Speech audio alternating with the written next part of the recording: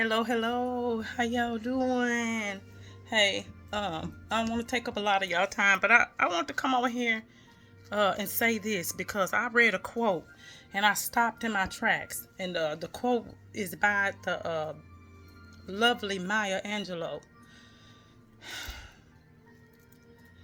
It says, "Prejudice is a burden that confuses the past, threatens the future, and renders the present inaccessible."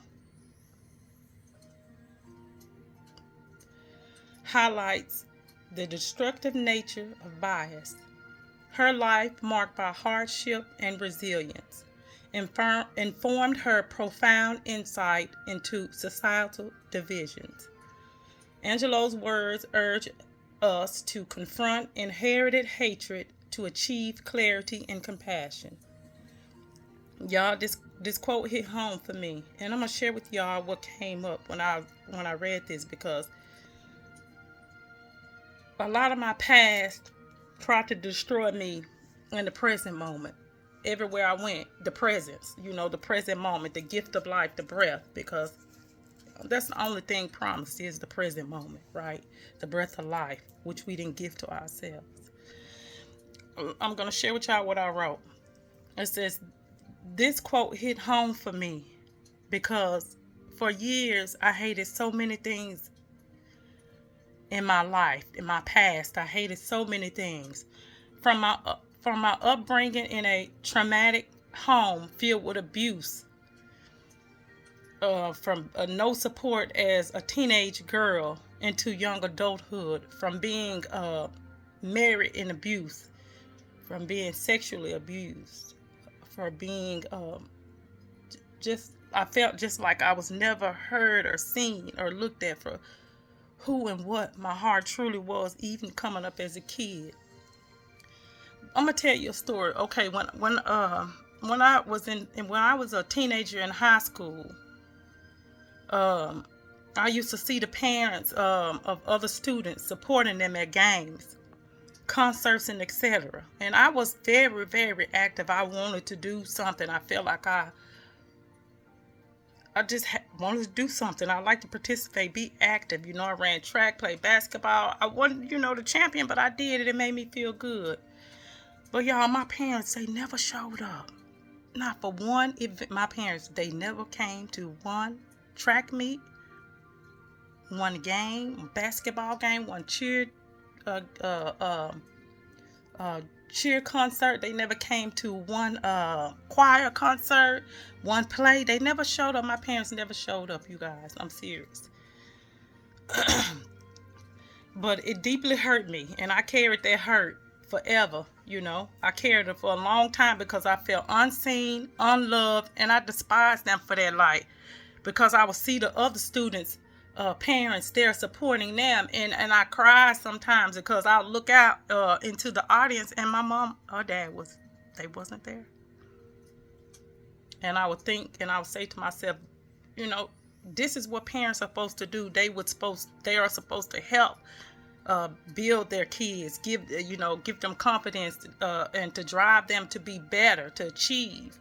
And I could see where some of my hangups were, but it didn't stop me, because I carried on, because something inside of me, I know what carried me and kept me, and I was always seen. But you know what? I was thinking too. I said, I'm gonna read it. I said, but what if their trauma blinded them? What if their trauma from their childhood and their parents' childhood, what if the trauma blinded them? You see, they were victims of trauma as well. And I know they love me. My mother, let me tell y'all, my mother is a praying mother. My mother is a praying mother. She had us in church. She loved her husband. She loved so many, so many people lived with us. I give thanks to her. I love her. I saw her.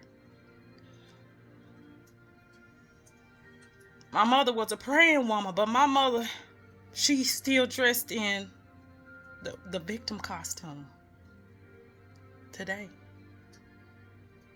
And I can't take that from her, no matter how much love I speak into her, no matter how much truth that I carry inside of me from my ancestors, from my inside of my DNA.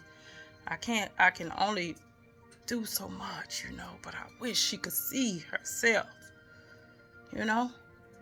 And my dad was the strongest, loving man. He worked hard. He provided for us. He went to the Marines young, to provide for his mother and his siblings. But today he still wears his costume, his victim costume. That trauma. He always wanted to feel loved. And he was loved. But sometimes that pain, it can blind us. These shadows I carried them for a long time in my life, and I attracted those shadows. I attracted those mirrors in relationships and experiences. I attracted that which I carried in the dark, you know. But I had to face it. Later on in life, I had to face it. And when I start going through some part of my healing phase, because I'm working through, you know what I'm saying? God is allowing me to see me. When I start working through some of that trauma, y'all, it hurt like it happened yesterday. Whew. You see, healing is painful and it's hard. But with one foot in front of the other, we can get there. I promise you, we can get back to the promised land of knowing that love is not from the things outside of us, but it's from within. Because see, what I can grasp on is within. That love I can grasp on within, because I know my parents love me. That's on the inside of me. But that blaming them at different points in my life for them not being there, which probably I had a right to, because I'm growing and I'm experiencing, I'm learning, you know. Whew. Healing is painful. Healing is hard. But with one foot in front of the other, we gonna get there. I promise you. We gonna get there, all of us. So I wrote, like, if we look at any of life's experiences from the past, from the history, if we can look at it, if we can look at our past experiences that we felt like hurt us, or stuck with us, if we can look at them, let's look at them from a loving perspective. Let's look at them from both ways. Let's look at them in and out, so that our perspectives of the situation could be different. Our perception, our perception, it won't be so cloudy or foggy, because we can look at it from a heart center, right? I just want to get on here and share this with y'all, because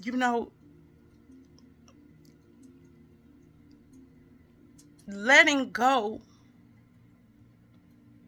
of the hurt is so hard for us, but keeping the good is easy.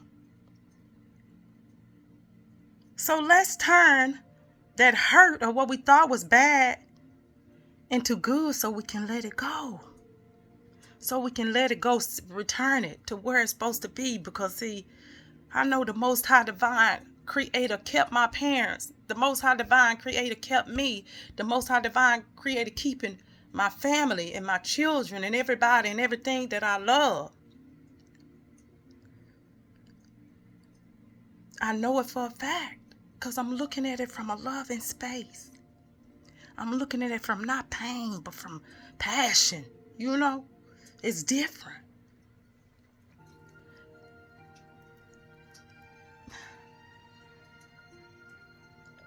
I want y'all to know you're seen, you're supported, you're loved. I'm walking this journey with you. I'm reading y'all. This is what I wrote, because I do a lot of writing. I like to get things out, and I look at them and see what I've been carrying. So, when I'm releasing, I know that I made another milestone. Thank you, Most High. Thank you. Oh, thank you, love and spirit, today where I sit. Whew, it ain't what it look like.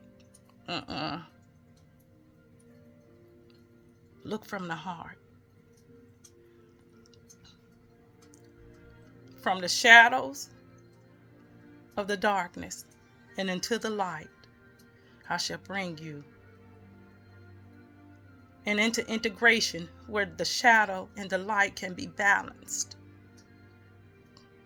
It can be balanced. What was bad is really good.